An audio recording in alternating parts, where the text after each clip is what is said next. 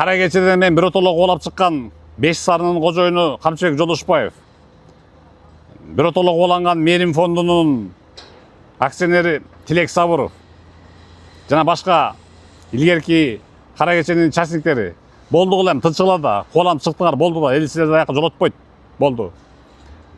Менин идеям ошол кезде мына 20 жылкы мурунку идеям ишке ашып, мына бара-бара бүт баары мамлекеттин колунда өттү.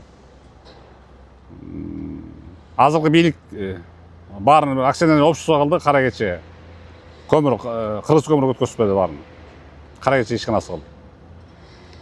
Болду дейм, силер тынчыгыла да, элди калп дүрөтө бербей. Нида блогерлерге жастырып да, как будто явно көмүр жетпей аткасып, ушундай бир саботаж движение кылбай. Бүттү силер дооруңар бүткөн аякта кубалап чыккансыңар. Аякта эл жунган, эли да признают, что бүт мен аркылуу ошол менин идеяларым ишке ашпады, мамлекет баары өткөн признают. Ал эми силерге айтаарым, эл журт, азыр просто токтогул кезинде 2 миллиард суу дефицит болгондуктан жана ошондуктан электроэнергия Кыргызстанда дефицит болгондуктан азыр жетпей аткандыктан көмүргө күч келүүдө, көмүргө күч келип абдан ошо кыргыз көмүр ишканасына, кара кече ошол жакта филиалына баарына күч келип, алар уже күнү-түнү иштеп атышат. Зато иштеп атышат.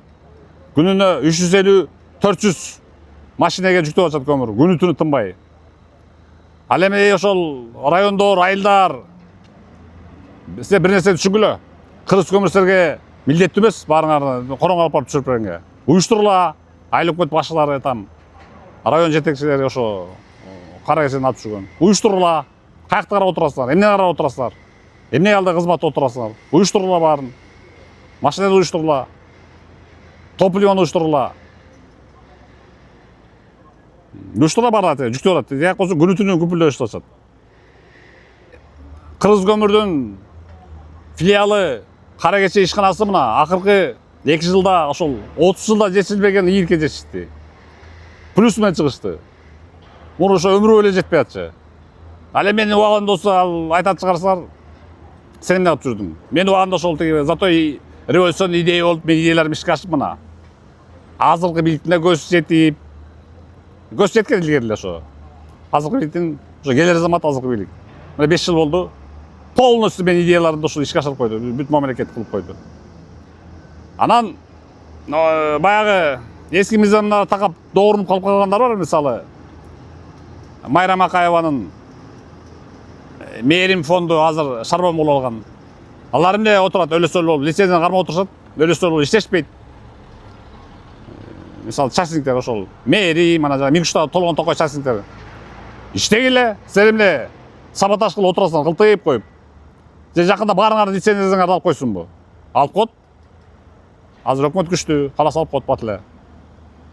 Бул саботажниктер искусственный дефицит түзгөндүктөн, как будто азыр Бишкекте көмүр кымбаттап кеткен сыяктуу сөз айтып атат. Андай эмес, на месте мурунку эле баа. Бишкекте болсо ак үй тиги өкмөт 6600 ашпасынан баа койгон. Просто булар искусственный дефицит түзүп, кымбаттатып жатат. Элдин наразылыгын атайын огот үчүн шайлоого аралаш. Көмүр жетиштүү, күнүнө 350-400 машинадан чыгып атат. Мен өткөндө өзүм барып көрүп келдим кара кечени. Андыктан могу искусственный дефицит түзүп, башаламаны жаратып аткандарга чара көрсүн, срочно. Болбосо бул көмүр мафиясы да илгертен келаткан, ошого тамырлап кеткен да тиги.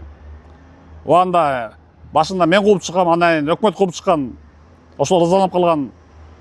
Ызаланып калып эми мына өстөр миллиондорду басып жатат. Директор талант баш болуп, абдан сонун көрсөткүчтөр жасап атат аяктан. Акыркы 2 жылда булар чоң плюска чыгышты. Эзели мындай болгон эмес. Мамлекеттик кара кече көмүр ишканасы эзели мындай болгон эмес. Булар чоң плюска чыкты. Жакшы иштеп атышат, күжүрмө иштеп, күнү-түнү иштеп атышат. 400төн жүктөп атышат машина күнүгө. Биякта ошо кара кечени текшерип жүргөн чоң аудитор айтты. Нурламотовду Жумгалел абдан сыйлайт экен. Анткени Мен себебинен ал жерде 600 киши постоянно иштеп калыптыр кара кечеде. 600 киши ойлоп койгула. Мен барганда ошентип 600 киши иштеп калыптыр жумалыктардан. Элдин баары эле мага ыраазы экен. Муну мен эмес, ошакта аудитор айтты. Ошак текшерген кара кеченин аудитору. Ошо элден мнение сурап турат анан. Ошо менин идеям иштеп атат ошо. Анан жана биякта түзүп аткан ажиотаж, көмүр ажиотажы. Атайын кымбаттап аткан спекулянттардын кыла жүргөн иши, ишенбегиле. Өкмөт койгон 6600 сом.